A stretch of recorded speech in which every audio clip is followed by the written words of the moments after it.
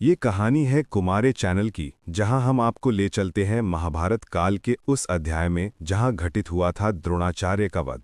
महाभारत की युद्ध भूमि कुरुक्षेत्र में चारों ओर घोर संघर्ष चल रहा था। जहां कभी अर्जुन के बाण आसमान को छेद देते थे, वहीं भीम की गर्जना सेनाओं के दिलों में भय भर देती थी।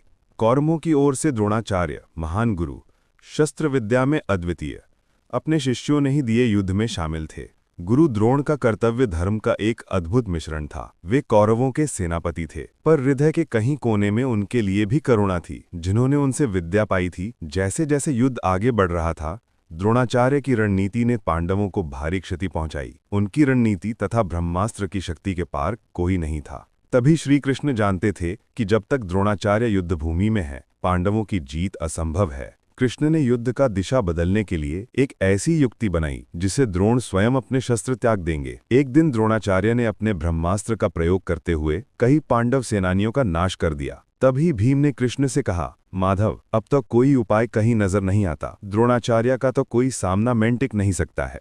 कृष्ण मुस्कुराए और सोच में डूब गए। फिर बोले, भीम, द्रोणाचार्य का एक ही दुर्बल स्थान है, उनका पुत्र अश्वत्थामा। अगर उन्हें लगा जाए कि अश्वत्थामा मर गया है, तब वे शस्त्र त्याग देंगे। भीम के होठों पर एक मंद मुस्कान आई। कृष्ण की इच्छा का अर्थ वे समझ गए और उन्होंने रणभूमि में दौड़ते हुए एक हाथी को देखा, जिसका नाम भी अश्वत्थामा था। भीम ने कटोकर उस हाथी को मार डाला।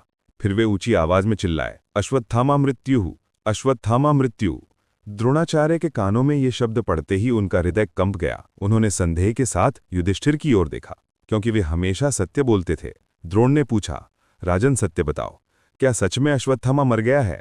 अब संकट युधिष्ठिर के सामने था। यदि वे झूठ बोलते तो उनकी प्रतिज्ञा भंग होती, पर कृष्ण ने उन्हें संकेत किया और कहा, कह दो, अश्वत्थामा मर गया है, पर धीरे से कहो, हाथी। युधिष्ठिर ने कह दिया, अश्वत्थामा हतो अस्ति नर वा अश्वो वा, अर्थात अश्वत्थामा मर गया है, नर, हाथी या नहीं। कृष्ण ने तुरंत शंख ध्वनि बजा दी, ताकि अंतिम शब्द किसी ने कुना सके। द्रोणाचार्य को विश्वास हो गया कि उनका पुत्र वास्तव में मृत्यु प्राप्त कर चुका है।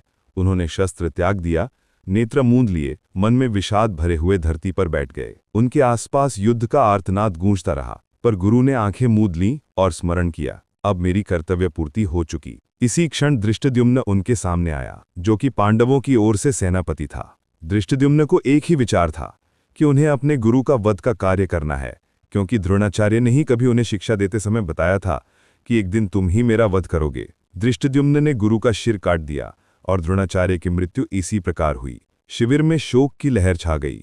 अश्वत्थामा जब वापस आया और अपने पिता की मृत्यु की खबर सुनी, तो उनका क्रोध